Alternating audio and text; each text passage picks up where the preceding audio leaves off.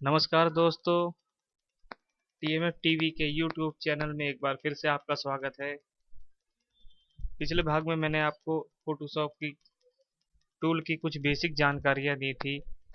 इस बार मैं आपको फोटोशॉप की कुछ और जानकारियां दूंगा, जिससे आप आसानी से अपने बिजनेस में आप या तो जॉब पे हैं इसका यूज़ कर सकते हैं। आसानी से आप किसी भी फ़ोटो का एडिट कर सकते हैं या किसी तरीके की भी आप इसमें काम कर सकते हैं फ़ोटोशॉप में। तो आइए चलिए सीखते हैं हम फ़ोटोशॉप की कुछ बेसिक जानकारियाँ। पहले पार्ट में मैंने आपको बताया था न्यू के फंक्शन के बारे में, न्यू फाइल कैसे बनाएं, फाइल ओपन कैसे करें और फाइल सेव कैसे करें। आज मैं आपको फ़ोटोशॉप के दूसरे फंक्शन जो कि एडिट है, इसमें क्या क्या वर्क होता है इसके बारे में बताऊंगा, जिससे आप अपने प्रोफेशन में इस जानकारी से इसका यूज़ करके आप अच्छे से काम कर सकते हैं, प्रमोशन पा सकते हैं और अपने क्लाइंट को अच्छा वर्क दे सकते हैं। आशा करता हूँ इस वीडियो से भी आपको लाभ हो और इस तरीके की जानकारी पाने के लिए आप हमारा यूट्यूब चैनल सब्सक्राइब करें, ताकि मैं कोई भी अपडेट करूं जिससे आप देख सकें और सीख सकें। तो आइए जानते हैं फोटोशॉप में एडिट का क्या फंक्शन होता है और इसमें क्या क्या कमांडें दी हुई है। जिस तरीके से पहले मैंने बताया था, आप सबसे पहले आप अपने जिस भी फ़ोटो पे वर्क करना है आप उसमें उस फ़ोटो को लीजिए जिसमें आपको वर्क करना है। या साइड में एक छोटा सा सिंबल आपको दिखाई दे रहा है, जिसमें हम थंबनेल, डिटेल, आइकन, टाइटल दे रखा है, जिसमें हम फ़ोटो देख सकते हैं जिसमें हम देखना चाहें। तो मैं इसमें से थंबनेल सिलेक्ट करता हूँ ताकि मेरे को पता लगे इन फ़ोल्डरों के अंदर कौन कौन सी फ़ोटो है। आप भी चाहे तो इसका यूज़ कर सकते हैं, ये बढ़िया चीज़ दे रखी है इसमें। इससे हम किसी भी फ़ोल्डर की फ़ोटो विदाउट ओपन किए देख सकते हैं, जिससे हमें आसानी से पता लग जाता है कि किस फ़ोल्डर में क्या है। आइए आज हम इस फ़ोल्डर में क्या फ़ोटो है इसको लेते हैं। जैसा कि आप देख रहे हैं, ये मैंने फ़ोटो ओपन की। अब इस पे वर्क करना है हमें, तो आज हम जानेंगे एडिट के बारे में। एडिट में कैसे काम होता है और क्या क्या होता है। तो सबसे पहले आप ये कमांड देख रहे हैं, सबसे पहला एडिट के अंदर अंडू कमांड है।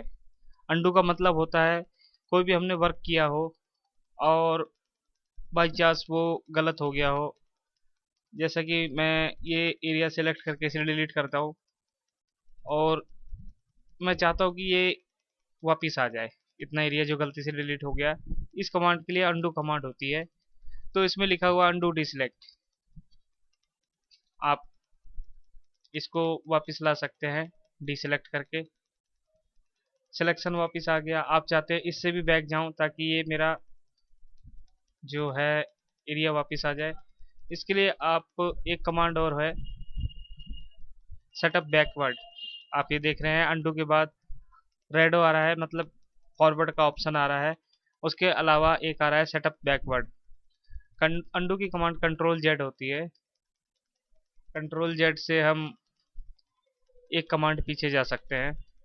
अगर हमें मैनी टाइम बैक में जाना है तो इसके लिए कंट्रोल ऑल्टर जेड दबाना होगा, जिससे हम और भी बैक जा सकते हैं। देख रहे हैं कि आप सिलेक्शन के बाद मेरा ये वापस आ गया है।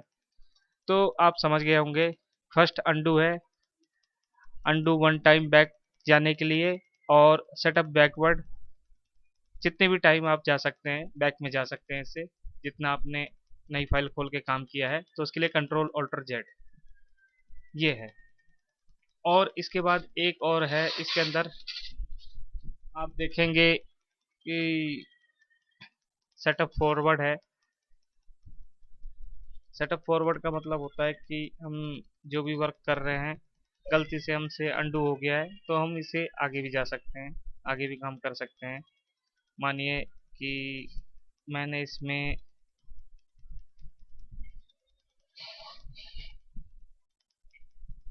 मैंने इसमें काम किया है, जैसे मैं ये कुछ भी इस पे मैं ड्राइंग करता हूँ इस तरीके से। अब आप चाहते हैं कि ये ड्राइंग गलत हो गई है, तो आप इसके लिए वन टाइम के लिए अंडू कमांड प्रेस करेंगे और बैक जाने के लिए आप सेटअप बैकवर्ड करेंगे। और ज़्यादा बैक जाना है तो आप इस तरीके से कई बार करेंगे, जिससे ये बैकवर्ड हो जाएगा। आप चाहते हैं कि ये वापस दोबारा से ये जो मैंने लाइन खींची थी वापस आ जाए, तो इसके लिए सेटअप फॉरवर्ड है। आप फॉरवर्ड करेंगे तो ये वापस आ गया, ये फिर वापस आ गया। जो भी काम किया आपने, एक ऑप्शन होता है बैक जाने का, एक ऑप्शन होता है फॉरवर्ड जाने का, आगे जाने का। तो इन तीनों कमांडों का इस तरीके से यूज़ है, आप देख सकते हैं। तो ये हो गया, ये तो हो गया आपका undo command, setup backward, setup forward. Setup forward के लिए control shift, sorry, shift control Z आप कर सकते हैं प्रेस, जिससे फॉरवर्ड जा सकते हैं। इसके बाद आता है हमारा कट। कट कट का मतलब आप, मैं आपको दिखाता हूँ। जैसे हमने नई फाइल ली, कोई भी फाइल ले ली, और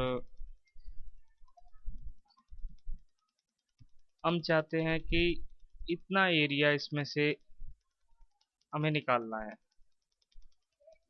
मानिए हमको सिर्फ ये निकालना है, या ये गर्ल्स निकालनी है, इसे हम कट करते हैं तो यहाँ से कट हो जाएगी। बैकग्राउंड में वही कलर होगा जो कि आपने यहाँ चूज़ कर रखा होगा। जैसा कि ये देख रहे हैं आप, मेरा माउस यहाँ पे है, बैकग्राउंड का कलर ये होता है, फोरग्राउंड का कलर ये होता है। तो आपका जो भी है बैकग्राउंड में वही कलर फील होगा जो यहाँ पे कलर शो कर रहा है।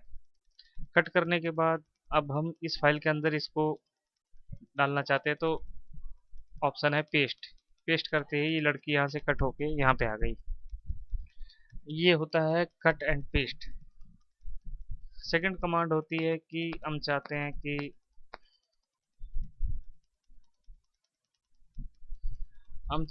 कि यहाँ भी ये लड़की रहे और यहाँ भी हमारी पेस्ट हो जाए। मानिए हम इस कार को लेते हैं, तो उसके लिए आपको कॉपी करना होगा। कॉपी, इस एरिया को हमने कॉपी कर लिया है। अब अब इसमें हम पेस्ट करना चाहते हैं नई फाइल जो हमने बनाई है, तो हम ये पेस्ट करते हैं। ये गाड़ी आ गई और ये लड़की है। जिसको भी आप कट पेस्ट करना चाहते हैं, इस तरीके से आप कट पेस्ट कर सकते हैं या कॉपी पेस्ट कर सकते हैं अपने हिसाब से। तो इसके लिए हम अलग अलग पिक्चरों को अलग अलग जगह से लेके एक न्यू फाइल क्रिएट कर सकते हैं। जैसा कि आप देख रहे हो, हमने इससे ले लिया कुछ, और हम कुछ फाइलें और खोल लेते हैं यहाँ से। मानिए ये बिल्डिंग है, मैं ये बिल्डिंग ले लेता हूँ। बिल्डिंग का कुछ एरिया में कट करके यहाँ पेस्ट करता हूँ, या कॉपी करके पेस्ट करता हूँ। यहाँ से मैंने कॉपी किया। जिससे भी आप कॉपी करें, ये ध्यान रखें कि वो फाइल सिलेक्ट होनी चाहिए। तो मैंने यहाँ से कॉपी की, उसके बाद मैंने इस फाइल पे क्लिक करके यहाँ पे पेस्ट किया। जिस तरीके से आप देख रहे हैं ये पेस्ट हो गया, और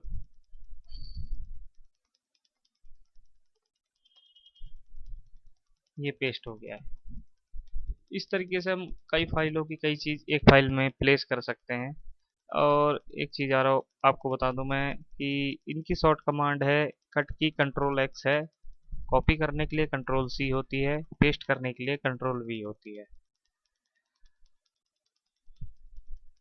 इसके अलावा जैसे कि हम इस सिलेक्शन को लेते हैं, ये सिलेक्शन आप देख रहे हैं, तो इसमें एक ऑप्शन आता है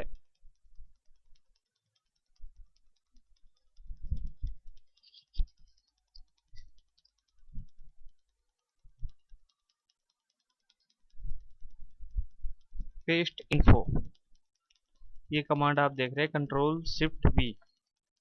मतलब कि इसका मेन मतलब है कि जैसे कि हम पेस्ट इन्फो करते हैं उस पोजीशन में आपका ऐसा होता है कि जो हमने सिलेक्शन बनाया हुआ है, जैसा आप देख रहे हैं ये, तो ये चीज़ उसके बीच में पेस्ट होगी और साइड में मास्किंग हो जाएगी कुछ इस तरीके से। ये आप देख रहे हैं जो हमने सिलेक्शन बनाया था सिर्फ पेस्ट उतने में हुआ, एक तरह से ये मास्किंग का काम करता है। इस इमेज को हम हिलाएंगे तो ये मास्किंग से बाहर नहीं जाएगी। साइड का एरिया आप देख सकते हैं कि कुछ नहीं शो कर रहा है, लेकिन ये पिक्चर हिल रही है और साइड में इसकी मास्किंग है, ये एरिया मास्किंग हो गया है ऑटोमेटिक। तो इसका मतलब कि हमें जितने वर्क में प्लेस करना है किसी पिक्चर को, तो उसके लिए पेस्ट इन्फो यूज़ कर सकते हैं हम। पेस्ट इनटू, सॉरी, इसको कहते हैं पेस्ट इनटू।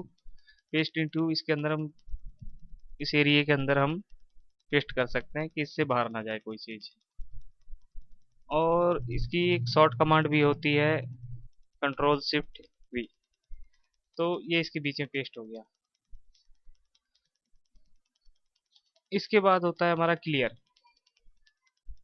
क्लियर मानिए हम ये करते हैं तो ये सेम कट कमांड की तरह ही होता है, उस एरिया को ये कट कर देता है, क्लियर कर देता है, लेकिन इसे हम कहीं पेस्ट नहीं कर सकते। क्लियर में वो एरिया आपका साफ हो जाएगा। उसके बाद हम आगे बढ़ते हैं फिल। फिल में क्लिक करते ही ये आपसे पूछेगा आपको क्या फिल करना है, फोरग्राउंड कलर या बैकग्राउंड कलर। मैं बता दूं आपको, फोरग्राउंड कलर जो हमारा इसको कहते हैं, जहाँ मेरा माउस है, बैकग्राउंड कलर इसको कहते हैं। अगर मैं ओके करता हूँ तो इसमें फोरग्राउंड कलर आ गया। इसके अलावा अगर मैं इसे दोबारा करता हूँ फिल और इसमें करता हूँ बैकग्राउंड, तो इसमें वाइट ही रहेगा क्योंकि यहाँ वाइट है। वाइट की जगह मैं कुछ और कलर लेता हूँ जिससे आपको क्लियर हो जाए ये चीज़। मैं फिल करता हूँ यहाँ पे दोबारा से बैकग्राउंड, तो आप देख रहे हैं ये ब्लू हो गया है, ब्लू कलर ले लिया इसने ऑटोमेटिक। तो ये हो गया फोरग्राउंड एंड बैकग्राउंड फिल करने के लिए। उसके बाद होता है आपका स्ट्रोक। स्ट्रोक वर्क करता है जो ये हमारा सिलेक्शन है, कोई भी सिलेक्शन होगा, सिलेक्शन के आउटलाइन बनाने के लिए स्ट्रोक का यूज़ करते हैं। यहाँ 1 पॉइंट से स्टार्ट होता है, आप कितना भी दे सकते हैं इसे, 5, मैं 5 दे रहा हूँ, आप 10 20 कुछ भी दे सकते हैं। आपको ये आउटलाइन कैसी चाहिए स्ट्रोक की, इनसाइड मतलब ये अंदर का एरिया, इनसाइड मतलब ये, सेंटर मतलब इसके अंदर और बाहर दोनों एरिया कवर करता हुआ चलेगा, एंड आउटसाइड, आउटसाइड मतलब बाहर बाहर। तो 3 ऑप्शन है, मैं सेंटर करके चलता हूँ, बाकी इसको छेड़ने की जरूरत नहीं, आप नॉर्मल रख सकते हैं और ओके प्रेस करिए। देखिए आउटलाइन आ गई है ऑटोमेटिक। ये अंदर भी है बाहर है क्योंकि मैंने सेंटर लिया था। उसके बाद आगे बढ़ते हैं फ्री ट्रांसफॉर्म। ये कमांड बहुत ही काम की कमांड है। इससे हम जो भी सिलेक्ट एरिया होता है उसको हम अपने हिसाब से किधर भी रोटेट कर सकते हैं, छोटा बड़ा कर सकते हैं, कुछ भी कर सकते हैं। ये फंक्शन हमारा सिलेक्शन पे भी अप्लाई होता है, विदाउट सिलेक्शन पे भी अप्लाई होता है। मान लीजिए कि मैंने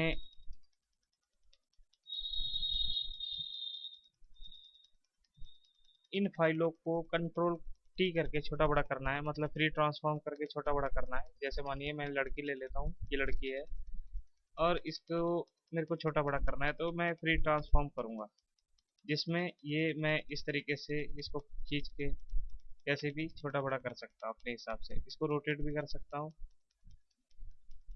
और एक चीज़ ध्यान रखने वाली बात है, ये सेंटर पॉइंट है हमारा, इसको हम जहाँ भी प्लेस कर देंगे तो ये फिर वहीं से रोटेशन होगा। ये सेंटर अब इसका ये हो गया है। तो ये अक्सर करके सेंटर में ही होता है। और अगर हमको अपने हिसाब से इसकी सेंटर जहाँ सेट करना है वहाँ कर लिया तो उस हिसाब से ये रोटेशन होता है। ये करने के बाद एंटर प्रेस करेंगे, ये सिलेक्शन हट जाएगा। उसके बाद आपका ये ट्रांसफॉर्म है। ट्रांसफॉर्म में ये कहता है कि अगेन जो हमने अभी कमांड दी है, आप दोबारा उसको लेना चाहते हैं तो ये सेम वो साइज बड़ा करेगा और रोटेशन करेगा।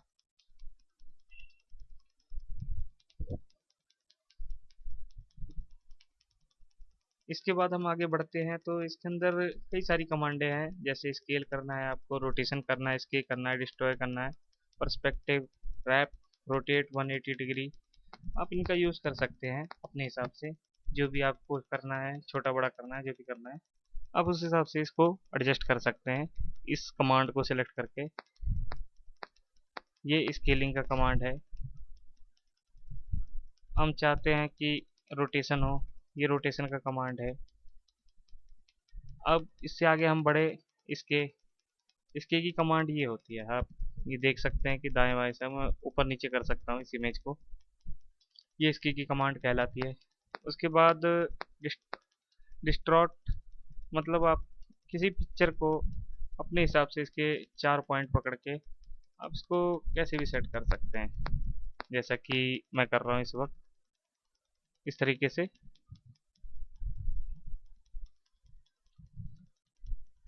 पर्सपेक्टिव में आप इन्हीं चीज़ का यूज़ एक पर्सपेक्टिव कैमरे की तरह करते हैं। जैसे एक कैमरा दूर की चीज़ को बहुत छोटा दिखाता है, पास की चीज़ को बड़ा, ये इसको हम पर्सपेक्टिव व्यू कहते हैं एक तरह से। ये एक तरह से कैमरा व्यू होता है, तो इसे हम पर्सपेक्टिव कहते हैं। आप देख रहे हैं इस इमेज का कैसा हो गया है। उसके बाद आता है रैप। रैप मीन्स होता है कि हम इस इमेज को अपने हिसाब से इसके पॉइंट पकड़ के इसको हम अपने हिसाब से एडजस्ट कर सकते हैं। कोई भी एरिया, जैसे ये है, इसको हम इसको हम अब देख रहे हैं कि ये एक तरह से रैप हो रहा है, जिसको आपको एक लहर की तरह या किसी भी तरीके से इसको मॉडिफाई कर सकते हैं कि इमेज को फ्लैग के शेप में या किसी भी शेप में, जैसा आप चाहे इसको आप कर सकते हैं।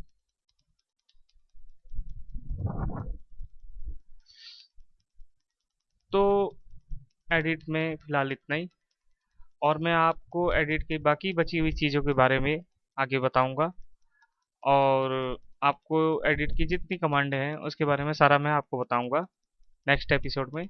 तो हमारे यूट्यूब चैनल देखते रहिए और इसको सब्सक्राइब ना करना भूलें दोस्तों। अगर आपको कोई भी दिक्कत है तो पूछ सकते हैं, कोई भी क्वेश्चन है जिसमें आपको दिक्कत हो रही है तो पूछ सकते हैं, और आपको नए नए ट्यूटोरियल मैं अपलोड करता रहूँगा। तो आप इसको देखते रहिए और सीखते रहिए। धन्यवाद।